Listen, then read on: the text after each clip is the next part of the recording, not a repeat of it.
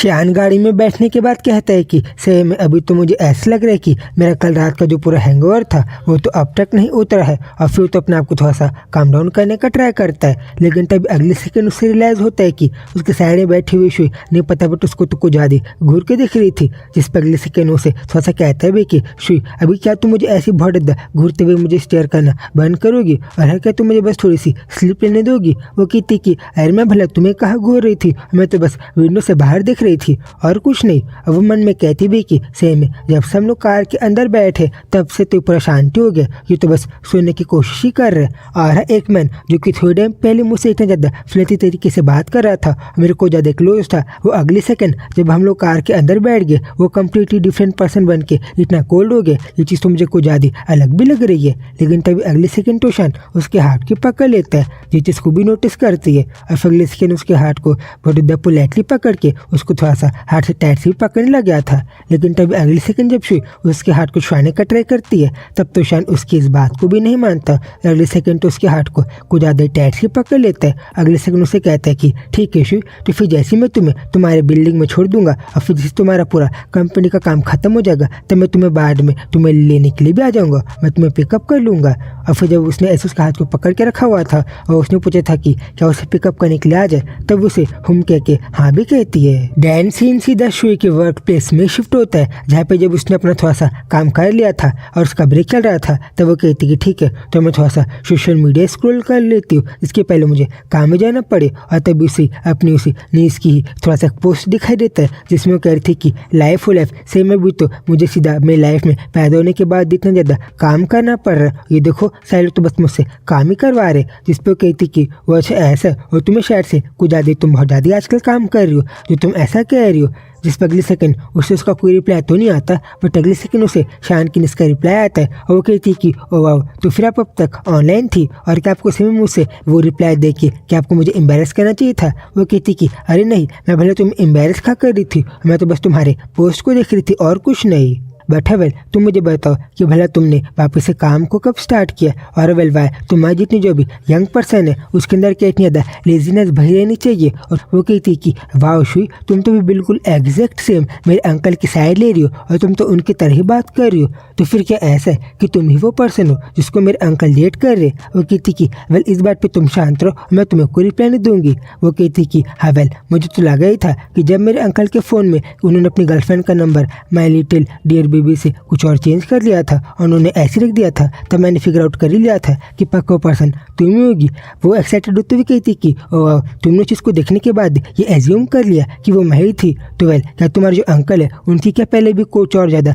Side chicks रह चुकी है जो तुमने ऐसे एज्यूम कर लिया। वो कहती कि अरे नहीं मेरा मतलब ये नहीं था, बट मुझे पता है कि आप कभी भी ऐसी क्रिंज हरकत नहीं करोगी और पक्का मेरे अंकल ने वैसे नाम रखा होगा, इसलिए मैं बस शायद से कन्फ्यूजन में थी और मैंने आपसे पूछा और कुछ नहीं। वो कहती कि अरे ऑफ कोर्स मैं तो वैसा कर ही नहीं सकती और भला मैं क्यों करूँगी। और जब उसने इसी बात को कह के अपना सीक्रेट रिवील कर दिया था तो वो कहती कि हाँ मुझे पता ही था कि वो इंसान आप होगी और मेरे जो अंकल है वो तो कभी भी ऐसी क्रिंज हरकत कर ही नहीं सकते और मैंने आपको पकड़ लिया कि आपने उनका नंबर चेंज किया होगा। और फिर से लोगों का मस्ती मजाक खत्म हो जाता है और अगली सेकेंड शाम होने के बाद शुई का वर्क भी। तभी मैनेजर आके कहती है कि ओके गाइस तो आज की हमारी पूरी मीटिंग खत्म होती है, बट हम मीटिंग खत्म करने के पहले एक बात, क्योंकि अभी पूरा मार्च का मन स्टार्ट हो गया और स्प्रिंग की जो एयर है और फ्लावर की पूरी ब्लूम्स और बाकी चीज़ें अच्छे से हवा में बह रही है और पूरा लव का सीज़न आ रहा है, तो तुम लोग इस चीज़ का भला पूरी तरीके से एडवांटेज उठाना और तुम लोग अपने से स्वीट और प्यारे से रोमांस को ढूंढने का भी ट्राई करना।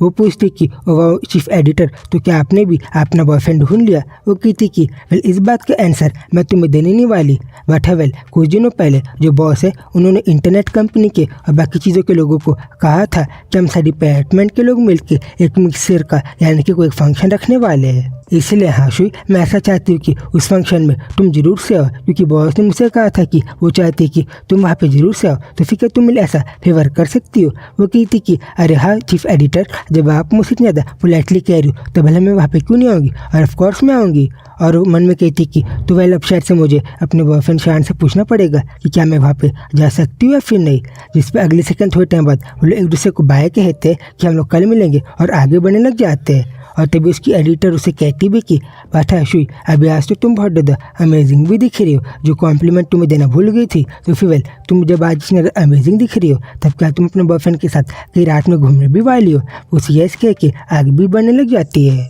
और फिर अपने फ़ोन में देखते हुए कहती है कि शायद तो मेरा तब से ही बॉयफ्रेंड बन गए जब से उसने मुझे चेस किया था और हम लोग ने बहुत ज़्यादा अच्छे से बिहेव किया था और टाइम स्पेंड किया था। तब से बैठा सही में क्या मुझे शान के कन्फेशन के बारे में केयर भी करना चाहिए था कि क्या उसने सामने से मुझे अपनी फीलिंग्स को कन्फेस किया कि नहीं। बटा शायद से मेरा मन ऐसा इसलिए भी कर सकता है क्योंकि वेल, मैं चाहती थी कि हम लोग एक फ्रेश स्टार्ट हो और हम लोग का जो रिलेशनशिप है वो पास्ट के सारे मिस्टेक्स और गलतियों के बाद चालू हो, हम लोग की फ्रेश रिलेशनशिप हो। बटा वेल, एक बात भी है कि जो लोग को ज़्यादा ब्राइटली एक दूसरे को कन्फेस करते, वो लोगों की भी ऐसी गारंटी नहीं रहती कि वो लोग का रिलेशनशिप जितना ज़्यादा ब्यूटीफुली एक दूसरे को कन्फेस करने के बाद स्टार्ट हुआ है वो एंड में भी इतना ही ज़्यादा हैप्पीली ख़त्म होगा। इसलिए मुझे इन सारी चीज़ों के बारे में इतना ध्यान नहीं देना चाहिए। और फिर आगे जब शान उसके लिए निकला गया था तो वो गाड़ी के पास बढ़ते हुए कहती कि बैठा शान और हम दोनों तो एक ऐसे पर्सन है जिनके पाथ तो शायद से कभी अपनी ज़िंदगी में क्रॉस करना ही नहीं चाहिए था। बैठा, और क्योंकि ऐसा इसलिए भी था क्योंकि हम लोग थोड़ा सा अनप्लेजेंट स्टार्ट हुई थी, हम लोग की रिलेशनशिप की स्टार्ट थी वो कुछ ज़्यादा अच्छी नहीं थी।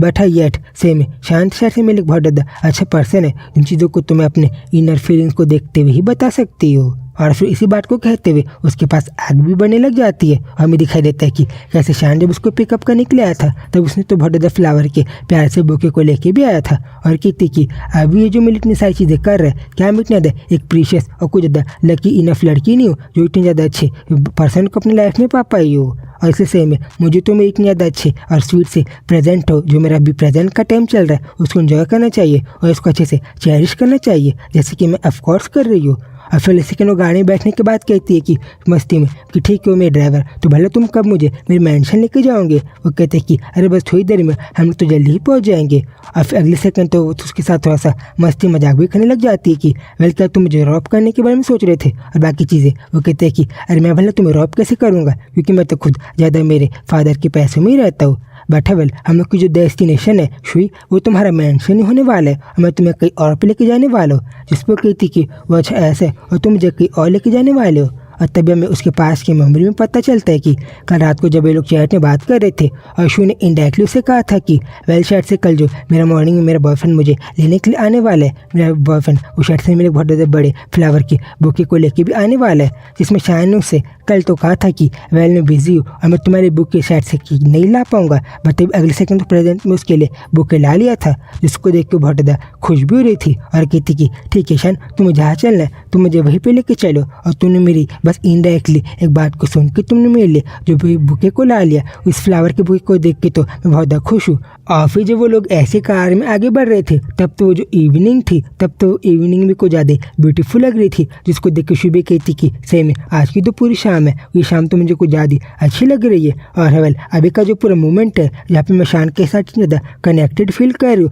तब तो मुझे अपना शान के पूरा मोमेंट भी कुछ ज़्यादा अच्छा लग रहा है और आज तो मुझे बहुत ज़्यादा अच्छा लग रहा है। और मुझे ऐसा भी लग रहा है कि ये शायद से मेरे शान के एक नए चैप्टर के लाइफ के नए चैप्टर का कुछ ज़्यादा अच्छा सा स्वीट बिगिनिंग है। और दूसरी तरफ शान उसको देख के कह रहा था कि मैं भी वैसे ही चाहता हूँ कि मैं शुरू को जितनी ज़्यादा अच्छी और ब्यूटीफुल बिगिनिंग दे सकता हूँ हम लोग की रिलेशनशिप की, उसको मैं उतनी ज़्यादा स्वीट और प्यारी सी ब्यूटीफुल बिगिनिंग देख पाऊँ, हम लोग का रिलेशनशिप ऐसी बड़ी बढ़िया से आगे बढ़ते रहे।